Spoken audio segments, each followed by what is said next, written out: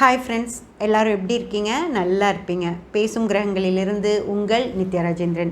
Friends, சில சேனல்ஸில் நான் பார்த்தேன், இப்போ உங்களுக்கு படிப்பு வரணும் அப்படின்னா நீங்கள் 2 நெய் தீபம் ஏற்றி, தெற்கு திசையை பார்த்து 2 நெய் தீபம் ஏற்றி, பச்சை பயிறு வச்சு, நெய் தீபத்துக்கு பக்கத்தில் ஒரு கப்பில் பச்சை பயிறு வச்சிட்டிங்க அப்படின்னா உங்கள் குழந்தை ரொம்ப நல்லா படிக்கும் அப்படின்னு சொல்லி ஒரு பரிகாரம் சொல்கிறாங்க. ஃப்ரெண்ட்ஸ், ஒரு குழந்தை நல்லா படிக்கணும் அப்படின்னா அந்த பையனுக்கு ஒரு கான்சன்ட்ரேஷன் வரணும். தான் நல்லா படிக்கணும் அப்படிங்கிறது முதல்ல அந்த குழந்தைக்கு புரியணும். தான் நல்லபடியாக படித்தாதான் தனக்கு நல்ல வாழ்க்கை அமையும் அப்படின்னு சொல்லி அந்த குழந்தைக்கு புரியணுமோ தவிர, நம்ம 2 நெய் தீபம் தெற்கு பார்த்து ஏற்றி அதுக்கு பக்கத்தில் பச்சை பயிரை ஒரு கப்பில் வச்சிட்டிங்க அப்படின்னா குழந்தையெல்லாம் நல்லா படிச்சிட முடியாது. ஓகேங்களா? அதனால் குழந்தைக்கு புரிய வைங்க. ஃப்ரெண்ட்ஸ், நீ படித்தாதான் வாழ்க்கையில் இந்த மாதிரி நீ சிறப்பான இடத்துக்கெல்லாம் போக முடியும் அப்படின்னு சொல்லி அந்த குழந்தைக்கு புரிய வைக்கணும்.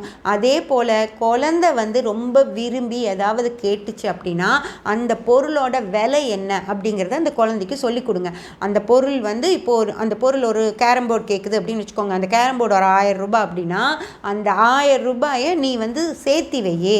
நீ நல்ல மார்க் எடு. அந்த ஒவ்வொரு மார்க்குக்கும் நான் ஒரு 10 ரூபாய் 20 ரூபாய் கொடுப்பேன். அதை நீ உண்டியலில் போட்டு வச்சுக்கோ.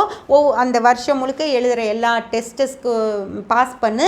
அப்போ உனக்கு அந்த உண்டியல் நிறைஞ்சிரும். அதை எடுத்துகிட்டு போய் நீ கேரம் போர்டு வாங்கிக்கோ அப்படின்னு சொல்லி அந்த குழந்தைக்கு அந்த ஒன்று வேணும் தனக்குன்னா அது எப்படி கிடைக்கும் அப்படின்னு சொல்லி அதுக்கு புரிய வச்சிங்க அப்படின்னாலே அந்த குழந்தை புரிஞ்சுட்டு அது படித்தாதான் கிடைக்குங்கிறப்போ அது படிக்க ஆரம்பிச்சிடும். ஓகேங்களா? தெற்கு பக்கமாக 2 நெய் தீபம் போட்டு பச்சை பயிரை பக்கத்தில் வச்சிங்க அப்படின்னா குழந்தை படிக்காது. அதுக்கு புரிஞ்சால் மட்டும்தான் அது படிக்கும். ஃப்ரெண்ட்ஸ், ஓகேங்களா?